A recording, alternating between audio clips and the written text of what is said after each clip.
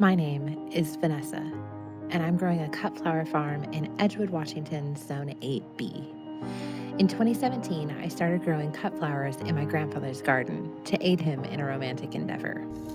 And now, with the help of my partner, we're building a business and a community around the local flower movement in our little corner of the Pacific Northwest. Welcome to Pops.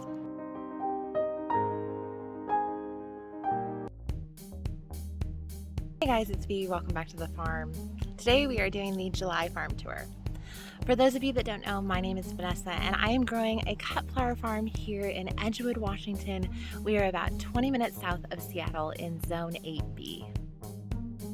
Before we head out into the flower field to look at all of the plants, including the dahlias, yes, the dahlias are blooming, I want to take you to the front of the farm and show you what's new up there.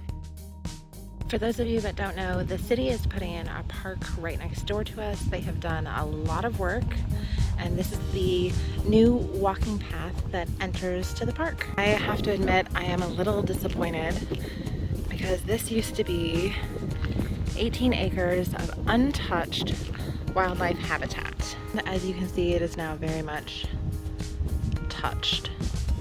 I will say though that I am a big fan of the Crime Pays but Botany Doesn't channel, and I don't know if you noticed, but the city made these big, beautiful beds to plant native flowers in, so not that I would do that, but I might do that. Okay, back at the front of the farm.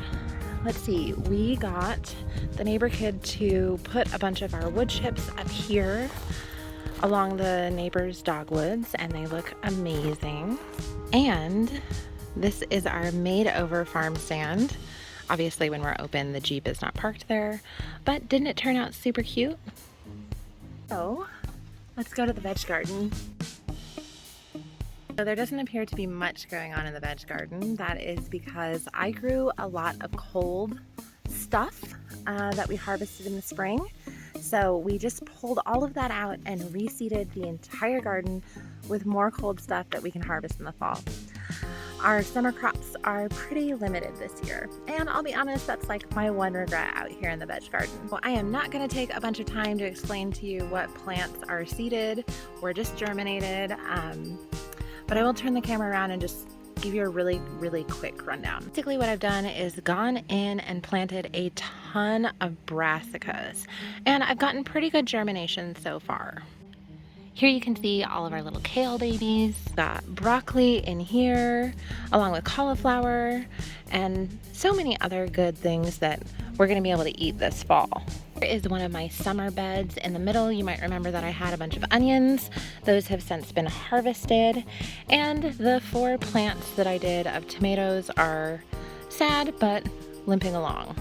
Here are some of those delicious onions. They have been out curing for a couple weeks now, so I'm ready to take them in, and then all of the garlic is ready as well, so I will probably do some garlic braids and have those hanging in the cabin kitchen.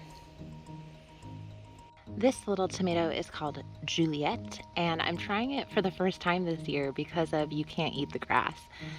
Serena convinced me to give it a go. It's a slightly different tomato than I'm used to growing because it's more of like a paste tomato, and what I found is that I think people who don't like tomatoes will like this one, mostly because it doesn't have that kind of gelatinous, mucusy business that I know people are really off-put by, those people that don't like tomatoes. Over here the potatoes are looking good. The plants themselves did not get massive, but they are flowering, which means we will have potatoes really soon. One successful summer crop I had this year was zucchini. Last year I planted 1 zucchini plant and had more zucchini than I could eat, so this year I planted 6. Why, I do not know. That's enough about my sad little vegetable garden. It just needs more love.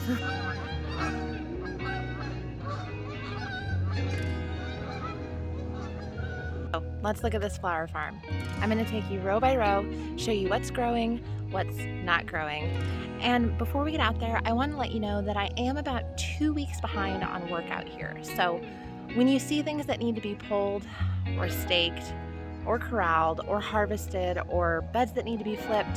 That's why. So, do you remember our volunteer sunflowers? They are officially massive. Hiding in the weeds here is my trial dahlia patch. These poor babies need a little love. Yes, the irrigation is on, just FYI, so if you hear it. One thing I need to do with the dahlias is go through and cull them.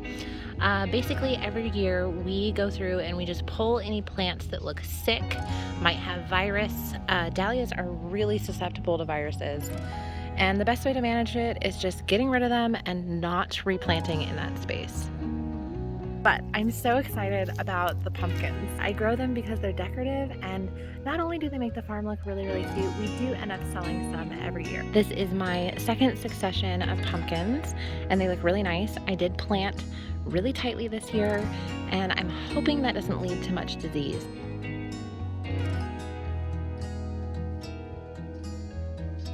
Behind the sunflowers is my first succession of pumpkins, again planted very tight. But everybody looks pretty good. This bed here directly in front of me is perennials, and they're doing pretty good for the most part. The daisies I don't really use because they smell awful. And I think we forget about that as flower farmers, that people really are buying them for the scent a lot of times. So I've decided not to use them. They are there for the bees right now, and in future they'll get moved into the landscaping up by the cabin. We have noticed at the farm lately is that the wildlife is going absolutely crazy. We've seen a lot of new species that we haven't seen before, including our state bird, which is the goldfinch, and we also saw some weasels recently. There's another technical name for them. I don't remember what it is. I'll put up a picture. They're super, super cute. The bees have been super, super active, and all kinds of bird life, lots of birds of prey, and we've been seeing some of the coyotes a bit more too. Okay, I'm skipping ahead a little bit, but Nigella was one of my absolute favorite flowers from our cold hardy annual experiment. I have a couple left in the field, again, because I need to clean out my beds. Most of the perennials in the bed aren't doing super amazing. I have a bunch of mums down here that are trying to flower. Mums in our area will flower in both June and again in the fall once they're established. So I'm not surprised that the overachievers are trying to flower. Let's go get a close-up and you can see what they're going to look like when we actually have them healthy and big and abundant for production. Love this one. It is so fiery and red. The camera makes it look a little more saturated than it actually is, but I just can't wait to have these guys in our fall bouquets in years to come. The other color that we have is this lovely lavender color, which I think will be nice in the fall because you don't see those kind of cool tones enough in the fall, if you ask me. Right, next bed. This bed here has a bunch of cold hardy annuals that need to get cleaned out. On the end here we have larkspur. These ones in the middle here got blown out while we were at the Slow Flower Summit in San Francisco, so they are going to get harvested for drying, which I'm really excited to try for the first time. These are the Misty Lavender Larkspur. They were a later succession. I've got a lot of good cuts off of these and they're still producing, so I'm gonna leave those ones in for just a little bit longer. And let's have a little bit of a teaching moment. This is an example of a stem that's really ready to harvest. So you'll notice that it's ready because the majority of the flowers on the bottom half are open, but we're not open yet on the top. And these are all the lovely ones that I am going to harvest for drying. So this next bed I direct seeded, and I remember talking to my farm husband and I said, man, if all of these seeds germinate, this bed is going to be way overplanted and we are going to have a ton of flowers. As you can see, every single seed germinated. These are a bunch of summer annuals. They are not netted. They need to be. They have not been pinched. They need to be. They have not been thinned. They need to be. In this row we have coral, fountain amaranth, followed by, let's see, the Venere's giant lime zinnias, double-click snow puff cosmos, and on the end I have the emerald tassels amaranth, which I have been harvesting, and it's been a huge hit with our customer. These are the zinnias I was just mentioning. They definitely need to be pinched, but I just wanted to show you a quick bloom. Okay, speaking of wildlife, I have found a new predator in the flower field, and it is all over the cosmos. Every patch of cosmos I have is absolutely covered. Kind of graphic content, sorry. Absolutely covered in these little red beetles. And I was super worried because they're just absolutely everywhere. But I did a little research and turns out they are a garden friend. So go forth and multiply as you so clearly are. Here is a close-up of the Emerald Tassels Amaranth. I absolutely love this. I have not grown it since, let's see, Grandpa's house. So it would have been like 2018, I think. But it just adds so much to every bouquet that it ends up in. I've never gotten a complaint about it. It is just the most exciting thing for our customers. Hey, it's time to look at dahlias. This is my one row that I actually have corralled, but I do still need to get the signs made. And the camera makes things look just a little more saturated than they actually are. This beauty is called Mystique. She's a little dustier than the camera makes her look, but I absolutely love her. Down here I have some marigolds plugged in because I don't like any blank spaces in my garden, and those dahlias just didn't do well, or I ran out of tubers to plant there. I honestly don't remember which. This one is not quite open yet, but the color is stunning. This is Cornell, which is absolutely one of my favorite dahlia varieties. Not necessarily this color, but the whole line of Cornell is just an incredible grower. And not only do they grow really well, they hold really well in the vase. So if you're gonna spend money on dahlias, this is an absolute workhorse. This variety along here is Intrigue. They are not blooming yet, but their neighbor is. This is a new to me variety, and it's called Chilson's Pride. Again, the camera makes her look a little more saturated than she is. She's more of a soft pink with a very, very white center. This next row contains all of the glorious cuttings that got sent to us from Drew at Clara Joy's Flowers. You may remember they looked a little sad when we first put them out, but they have come a really, really long ways. The Cafe LA are getting ready to bloom. It should just be a matter of days. Blizzard is the next dahlia that has joined the party. Now, if you want to grow a white dahlia, it doesn't get any better than this one. This specimen is not perfect by any means, but the heads can get really large. This is a bit of a smaller one. It's just the absolute best white dahlia I've ever grown. I cannot recommend Blizzard enough. And here we have our very first peaches and cream. Does it get any better than that? The answer is no, it does not. Oh, next bed. The next bed is mostly cold hardy annuals that I need to tear out. You can see them. There's bachelor buttons there, like 30 feet of them, and I did let them all go to seed, which I know part of me is gonna regret this fall when they all germinate, but that seed I don't have to buy. A lot of times I let my things go to seed.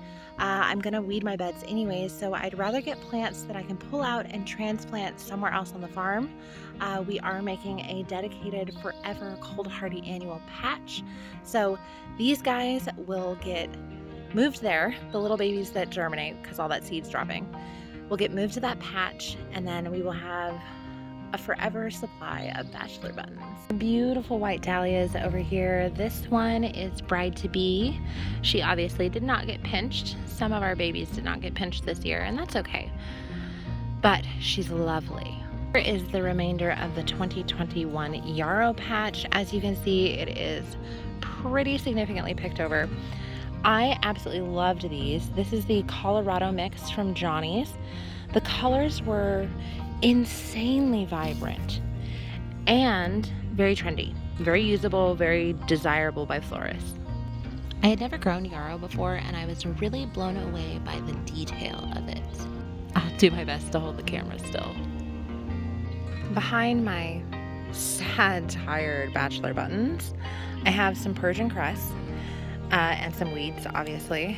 This is all gonna get harvested for drying, which I'm really excited about. I've never done dried flowers before, but I think it's going to dry really, really well. It naturally bleaches out by the sun, and I think it'll be really, really great to have in November. We're almost there, guys. Just a little bit left. End of this bed after the yarrow was Bupleurum. You can tell it is a cold hardy annual. It does not like the heat. It is roasty toasty and needs to get pulled. The last bed in field A, for those of you who have been watching our channel for a little while, is Cornell Bronze. What I love about this flower is one day I'll come out and there will be one, and that's a glorious day in early summer. The next day there will be three, and then before I know it, it completely pops. And it's at that point where it's about to pop. Like I said, if you are looking for a workhorse dahlia, Cornell series is the one for you. So that's field A right now in the middle to late July time period. Next, I'm going to take you over to field B, where I have a couple of successions of sunflowers that have been heavily picked, but let's go take a look and talk about them. So here we have sunnies that are coming into bloom. These are pro cuts, that's all we grow. You might notice that they're a little short. Honestly, I'm okay with that. And then this first bed I just reseeded. They'll be done in 60 days, which puts us in September. I did pro cut bicolor and some teddy bears done at the end. And let's have another teaching moment. Sunflower size is usually determined by plant spacing, but that's not always necessarily a hard fast rule.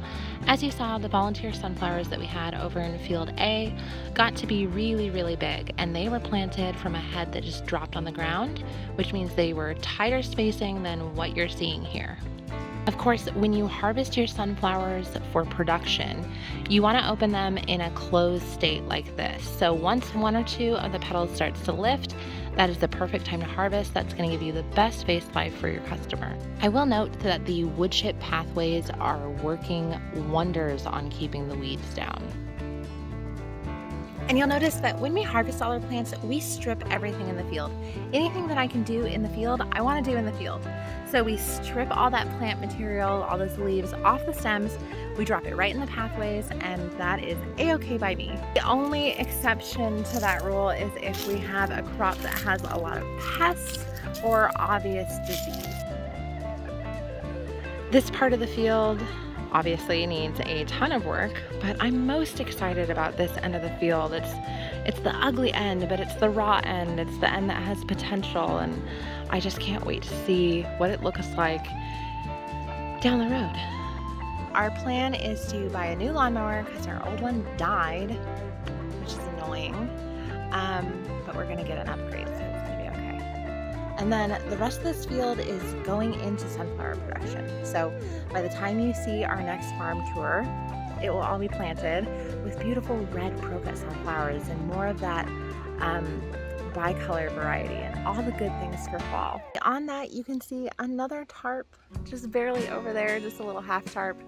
And that's going to be our permanent cold hardy annual bed. So we are going to get a delivery of compost, spread that out, and then plant that up probably in September. Airplane, but I don't have time to work around them. One of the things you might have noticed is that we have a lot of small, look, there's a couple right there. A lot of new small piles of wood chips to work from, which is a total blessing. The neighbor kid, we ended up hiring him. They have a tractor and he made us a bunch of small piles. So now we can save our backs just a little bit because, as you know, we don't have a tractor. We have shovels and a wheelbarrow, and that's how we get everything done on our farm. Of course, our main pile of wood chips is still absolutely massive. So not sure what we're gonna do about that. I'm not in a huge rush. Of course, there is a little bit of a fire concern, but so far it has been managed no problem.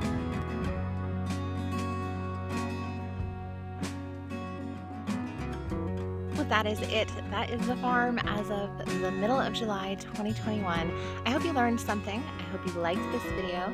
If you did like it, please be sure to like and subscribe and hit the little bell to be notified of when our next video drops.